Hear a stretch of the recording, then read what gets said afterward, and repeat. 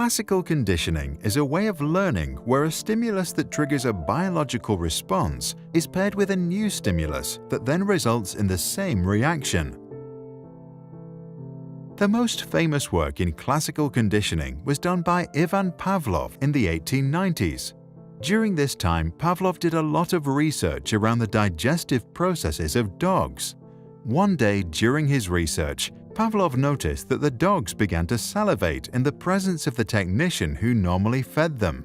He wondered if the technician was a trigger that stimulated a response associated with food. To find out, he constructed an experiment that would allow him to measure a dog's output of saliva. First, he served the dog food. Then, he served food while playing the sounds of a metronome and repeated the process a few times. Finally, he removed the food and only played the metronome. The dogs began to salivate in response to the metronome alone. Pavlov concluded that if a new stimulus was present when the dog was given food, then that stimulus became associated with food and caused salivation on its own. When he published his findings, Pavlov called the food an unconditioned stimulus because its effects on the dog were not learned. Instead, they triggered an unconditioned response that happened naturally and completely out of the dog's control. The metronome is at first a neutral stimulus. Through the process of repetitive pairing with food, the dog learns to connect the two. This means that the neutral stimulus becomes the conditioned stimulus, and the response to that, a conditioned response. He also reported that 1. Learning occurred most rapidly when the interval between the sound and the appearance of the food was short. 2. The saliva produced by the sound differed in composition from that produced by the food, which means that the conditioned response was not an exact replica of the unconditioned response. 3. While there are several forms of conditioning, such as forward and backward conditioning, classical conditioning cannot create new behavior or be used for training, but instead triggers involuntary biological responses. 4. We can almost entirely undo the conditioning.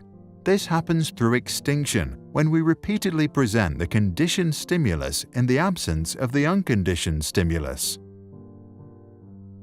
So, what occurs inside the brain?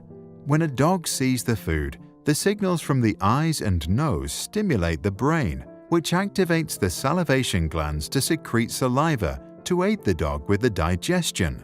When a dog hears a sound, the ears send a signal to the brain, which takes note but has no reason to activate anything. When the two different neurological processes are being activated simultaneously, new synaptic connections occur between the auditory stimulus and the behavioral response. Over time, these synapses are strengthened so that it only takes the sound to activate the pathway leading to salivation. You can try this popular classroom exercise. Take a friend, sit down and relax for 2 minutes. Then allow your partner to check and record your pulse rate. Your partner will then tap a pencil on the desk 5 times. Right after, stand up and hop on one leg for 30 seconds and then check your pulse again. Repeat the procedure 4 times, having the partner record all data. After relaxing for the 5th time, your partner will tap the pencil 5 times as usual. Now, instead of getting up for your exercise, only check your pulse. If the conditioning was successful, your pulse rate will rise even without engaging in exercise.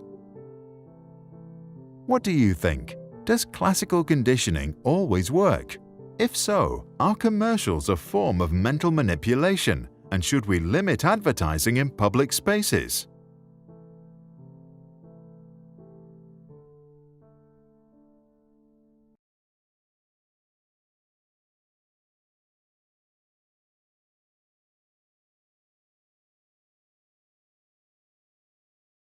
Sprout's videos are published under the Creative Commons license. That means our videos are free and anyone can download, edit, and play them for personal use. And public schools, governments, and nonprofit organizations can also use them for training, online courses, or designing new curriculums. To help us stay independent and support our work, you can join our patrons and contribute. Just visit patreon.com/sprouts. Even $1 can make a difference.